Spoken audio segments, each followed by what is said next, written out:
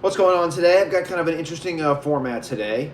And since I'm doing videos, and I also do sometimes long, kind of like blog posts about ideas in the wine business, I thought I would expand on one of those blog posts. I actually have it on the TV or the monitor, or whatever you want to say right now, because I think it's such an interesting topic and I wanted to discuss it more. So I'll be, discussing this piece, reading a little bit from this piece as well and expanding on it. And basically, it's called Are Wines Bought or Sold, and Who Does the Best Job of Selling Them? I have always thought this to be a fascinating subject because you definitely have these two types of wines that are bought and wines that are sold. And I'll get into that in 1 second. And basically, the idea is many people who drink wine and talk about it are completely focused on the inherent values of the wines that they drink. I'm drinking some shitty Starbucks coffee here, iced coffee. This has no inherent values, but it wakes me up.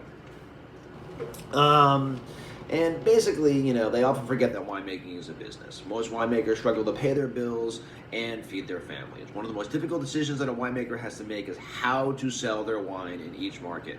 And you have no idea how difficult this is because at the end of the day, these people are incredible winemakers, but what percentage of them are good marketers and understand the difference between the markets in China or the United States? And within the United States, you've got, so many differences in so many markets. What goes on in California is completely different than what goes on in New York, which is completely different than what goes on in Missouri or New Hampshire, whatever. 50 different states, 50 different sets of laws. So one of the most incredible things that I have learned as a new importer is how much unreal, well-priced wine is sitting in warehouses all across Europe and America as well. Selling wine can be as difficult as making it, if not more. I mean, it is truly amazing the people who don't have to do that much work selling wine. We'll get to those in a second. So, the ultimate question is, are wines bought? Are wines sold? Or both? It's a common question to ask a product or a service, whether it is bought or sold. On its face, this question is completely ridiculous. All sales involve a seller and a buyer and are both bought and sold. What the question actually means is, does the company selling the product have to convince the buyer of its virtue, or does the buyer come looking for the product? This is the critical thing. Wines fall into both categories, of course, because wine is never simple. So the wines that are bought, if you have a strong brand name, like Dujac or Romani Conti or Clos Rougeard now, which didn't used to be all that way, your wines are bought. It's a very simple proposition. Consumers want the wines, restaurants want the wines, and importers have an easy time selling them. In truth, anybody could sell DRC or Dujac or Domaine Leroy or Who's Hot, Arnaud Ent, who's hot in Burgundy now. In fact, importers generally underprice them relative to what they could charge. Sorry, people, but it's a truth. And use cherry wines, quote unquote cherry wines, to extract additional sales of wines from their retail and restaurant customers. Retailers either mark the wines up or hand them out as favors to select customers in exchange for business. In both cases, the winery suffers because the price of the wine is way too low. Lesser wines can be in great demand as well if they have points. Maybe a little bit lesser now than it used to be, but still, look what happened to Berlotto Monfigliero 2013. Like, oh my God, that wine not only changed, I think, Berlotto, it changed Piedmont forever, but we'll get into that later if we want to get into it. So retail stores, are filled with salespeople who don't understand wine. And the easiest thing that they can do is tell a consumer, oh, well, it's got 94 points from Parker at $35. It's a no-brainer. I know a boss used to say that. The consumer doesn't have to respect the salesperson. He likely doesn't. Sorry, it's just a hard truth. But if he respects Robert Parker or some of the critics who are in Robert Parker's pages, or in the rare case, other critics like David Schildknecht or Josh Reynolds, but there is a deep bell curve when it comes to the consumer's respect for critics. It's really quite interesting. But anyway, if the consumer doesn't have to respect the salesperson, as I said, he likely doesn't, but he respects Robert Parker, it's an easy strategy. It's called the point arbitrage system. All you need is a vague understanding of how much the average 92.1 costs, and anything under that is the deal of the century. Now that Parker has sold the Wine Advocate, by the way, I wrote this piece in 2013, so it definitely needs updating as well. Now that Parker has sold the Wine Advocate, it seems that the days of Parker point selling will be coming to an end. This is what I wrote in 2013. And I will say, just a little thing, the power of Parker is definitely much less, but for some reason, if you're selling on points, just to say the way that I do it is I discovered all these wineries and then they got points after,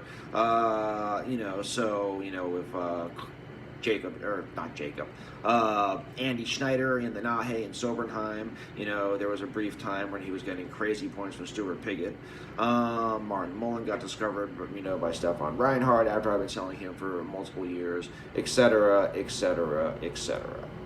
But even I notice points don't have as much power as they used to when I started in retail. I remember I did the first points email that I ever did was when I was working for the store called The Wine Shop on 83rd and 1st. And basically it was, remember these wines from, I don't remember where they were from in Spain, Castaño. They're from Eric Solomon. One was called like Hecula. It was like 92 points. It was like $9.99, I think we sold it for, which is completely crazy back then. And I think we sold like 500 cases in one email. It was completely insane. I hadn't tasted the wine. I tasted it after. But 92 points, $9.99 for some weird area in Spain, which I still can't remember where it was from. And that was the beginning of my selling wine off points in an email. It was just a no-brainer. I mean, it was crazy. Everybody bought that stuff. So anyway, I don't think those. I don't know if you can do that today. I think there's probably many more 92-point wines that are $10-15, and they're kind of formulaic and maybe garbage, maybe not. Who knows? But maybe definitely trending towards trash. Anyway, back to the topic at hand. So wines that are sold. Let's say that you don't have the Dujac brand, and you don't have an importer that can twist someone's arm to buy your wines because they also sell Dujac. The Wine Advocate is more focused on some new Chinese Chardonnay clone they want to sell to their new target market. And you can't get 90 plus points. You need someone to sell your wines.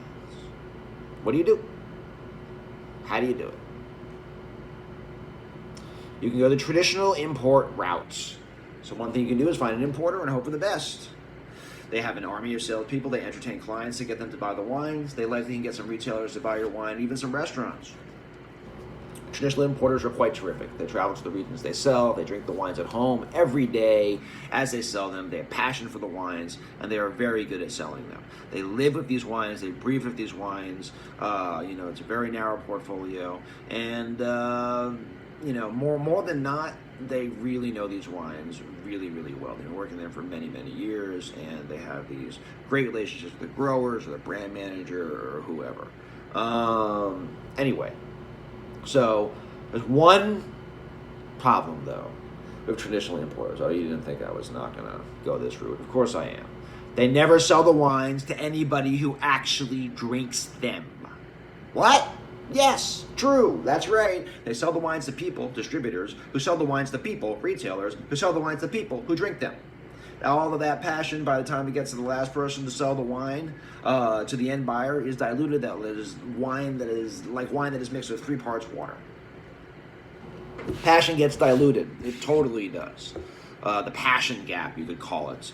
But I do want to be fair, because I'm a fair guy, and point out something at this point. Some U.S. importers do actually sell direct to customers. It's tricky as some of their retail customers don't appreciate it.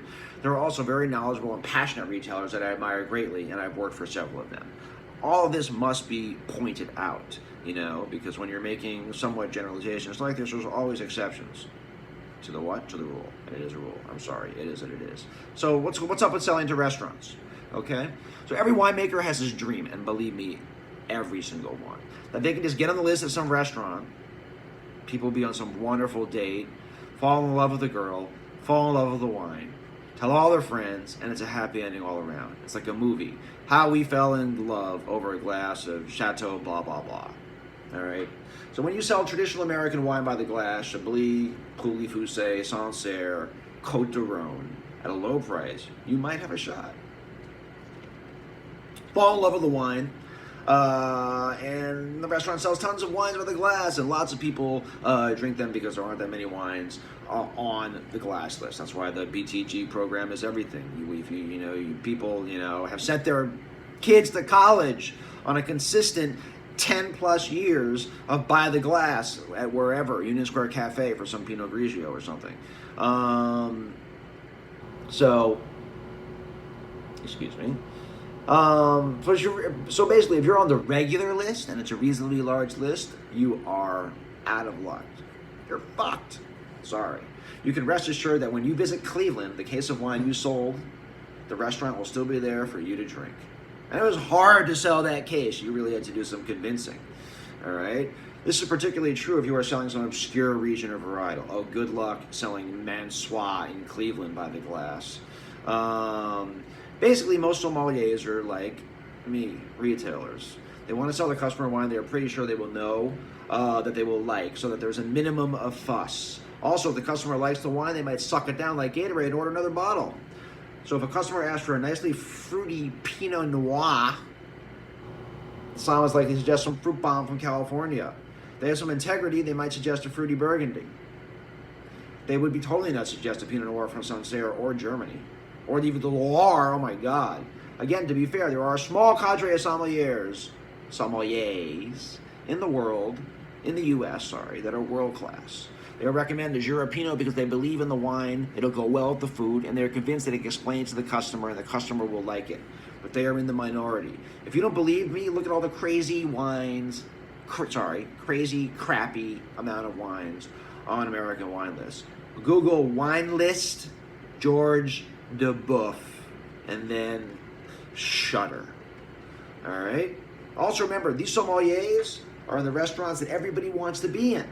And those restaurants have hundreds of awesome wines. Let me add here, though, one of my favorite winemakers asked me which importer to choose. This is back in 2013. And I advised him to go with an importer that has terrific connections with the top sommeliers in the United States. It did work out well, quite for them. He's moved on right now for a number of different reasons, but when he was there, it worked well. And he actually regrets going with the new importer, to be perfectly honest. Of course, the strategy has failed miserably for countless of other wineries and importers. So, it's not one shoe fits. At the end of the day, your importer might sell a case to a restaurant because the buyer falls in love with it. But the winemaker is likely not going to get a big part in that movie. Sorry. So, selling to traditional retailers. Traditional retailers are wonderful because they have this amazing thing known as foot traffic. And it's all dependent on your location. When I worked at Crush on 57th Street, oh my God, the foot traffic was amazing. Truly amazing. I mean, it accounted for a small percentage of sales. Obviously, the internet and, big whales account for more. But still, someone could walk in and spend $25,000 because it's 57th Street, and that's amazing. Foot traffic is amazing. But believe me, you can't sit there and hope for the 3-run homer every single time. Okay, so people wander in, they wander out all day looking to buy wine. That's the good news. What's the bad news, though? Retailers have a relatively large selection of wines, and customers mostly have a hard time selecting a wine. It is what it is. If you wander into a standard American retail store, you would think that you were in elementary school math class. Every sign has 92 points Parker, 91 points Wine Spectator. Retailers are filled with underpaid, overworked staff that do not have the time, and in most cases, the knowledge or skill, but there's not that much knowledge there, to hand sell wines. There is a small amount of retailers, obviously, that are amazing, and I work for them, and I have to keep saying that. If you have a top-scoring wine at a good price point, Pretty Label helps as well. You can sell a lot of wine. Otherwise, you can get lost in the shuffle. There is no question.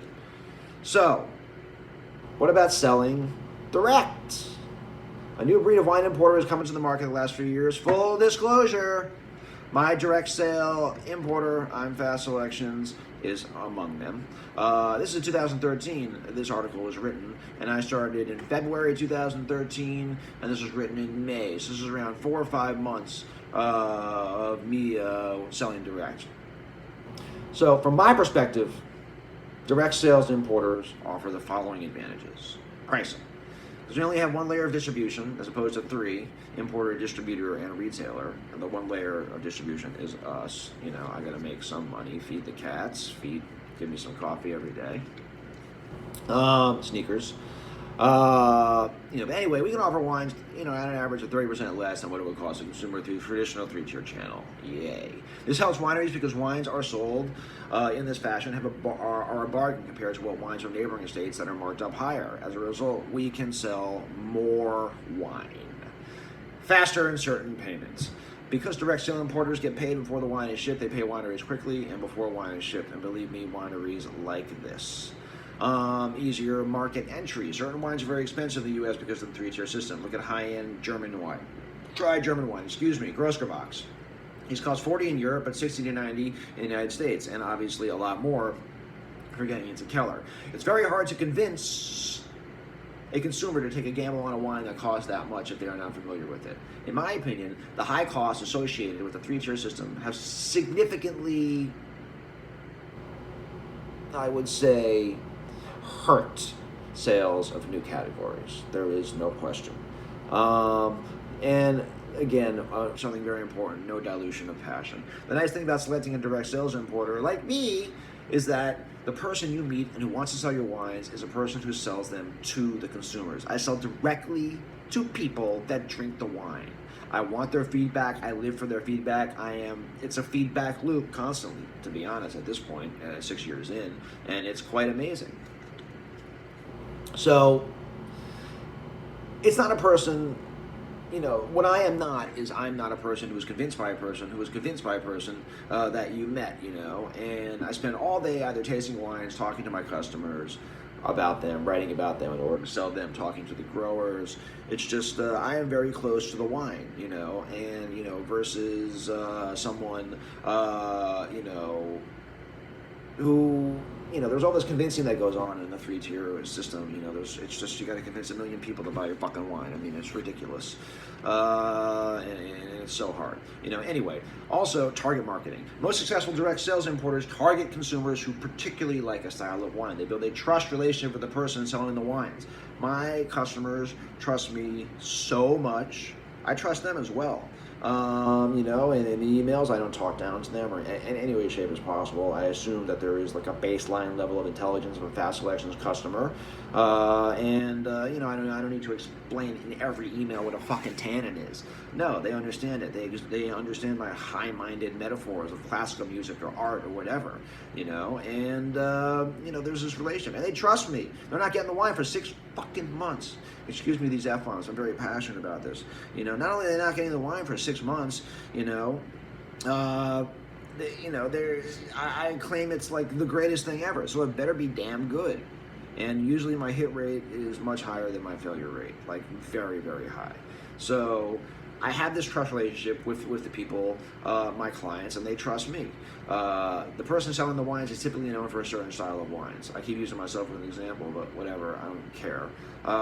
We have a term, FASI, at Fast Selections, which means, basically a particular style of wine. Through Germany, through Italy, through Switzerland, we have one estate in Switzerland, and through France, there is a consistent fassiness to these wines. There's a juiciness, there's acidity, there's terroir transparency. They're never going to hit you over the head with oak. They're never going to hit you over the head with obviousness. They're always going to be a specific way. It's something that I look for across all the wines.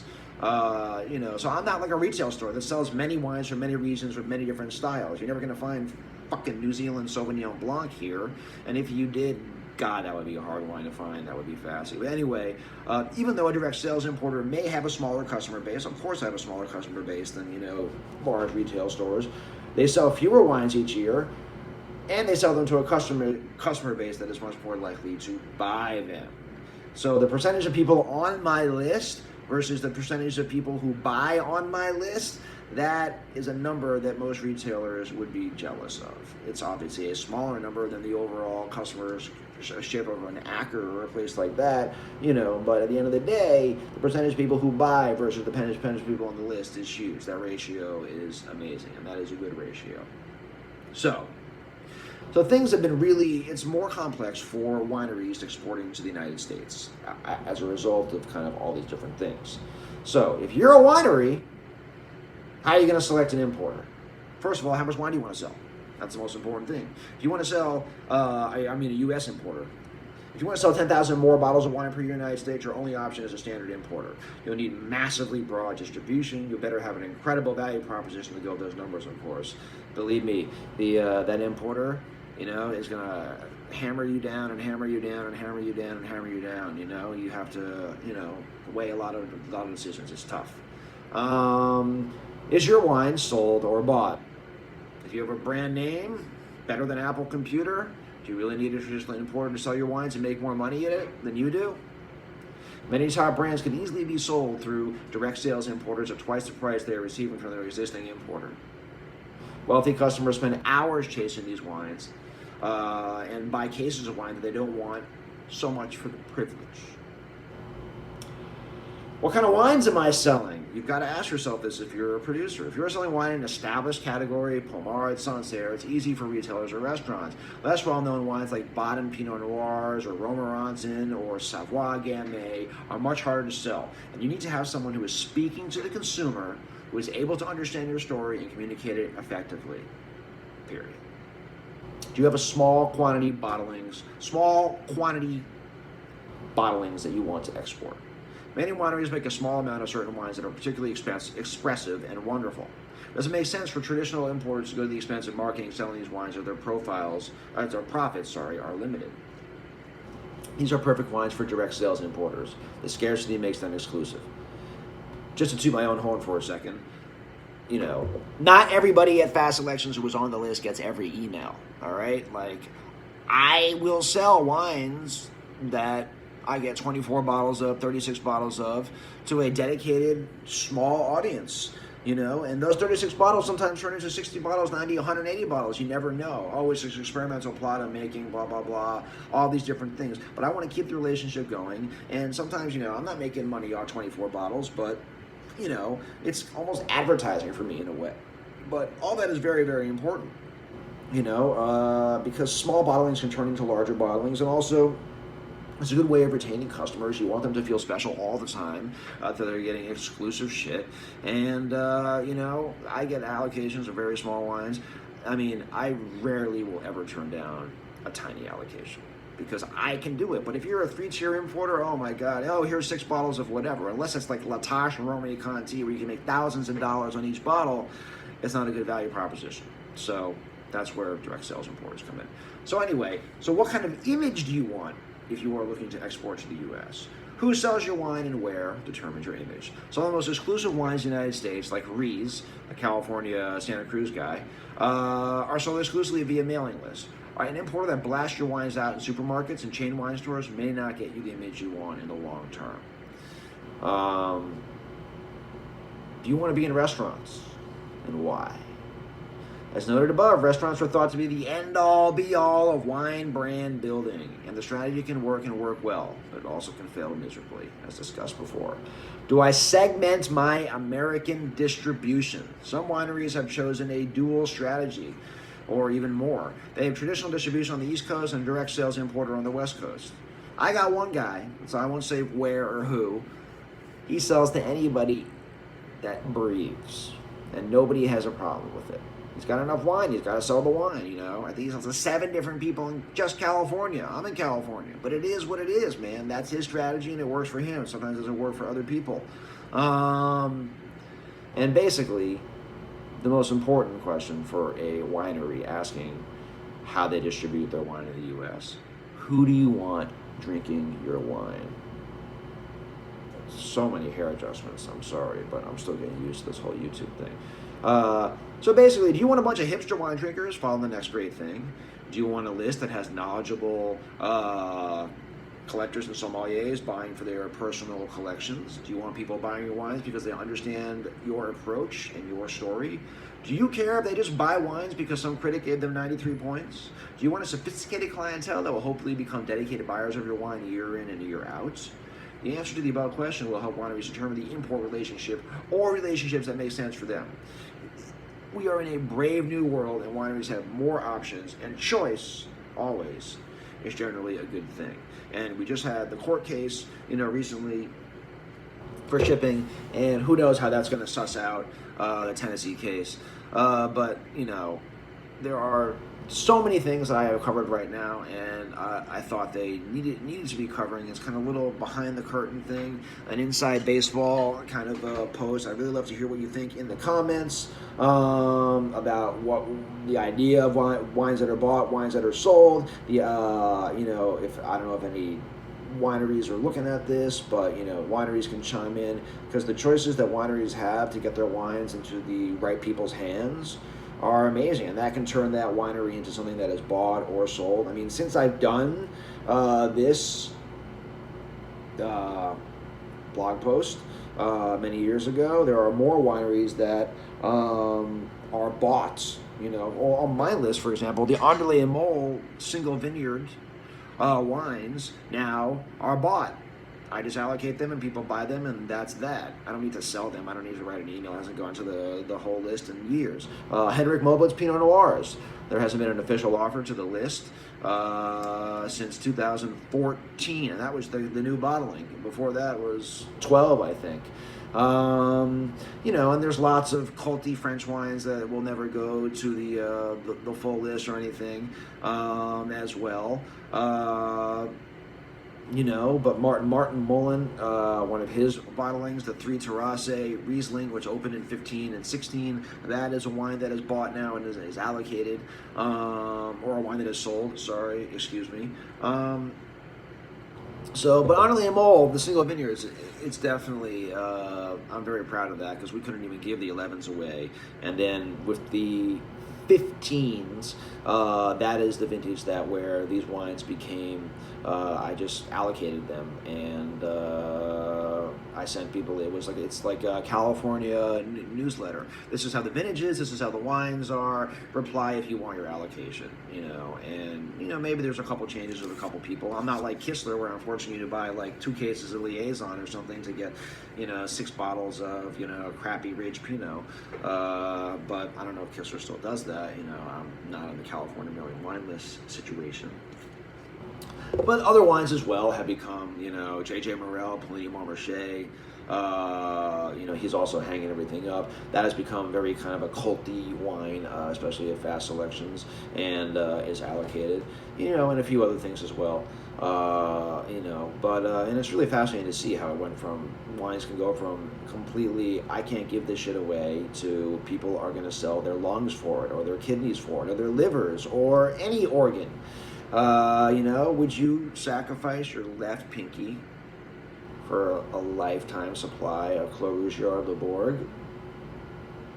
I wouldn't, but there are definitely people out there that would. And I don't know really what the hell that has to do with any of this. And this is a good place to end. Hit me up in the comments. I covered a lot of shit today, and I'm about to watch this.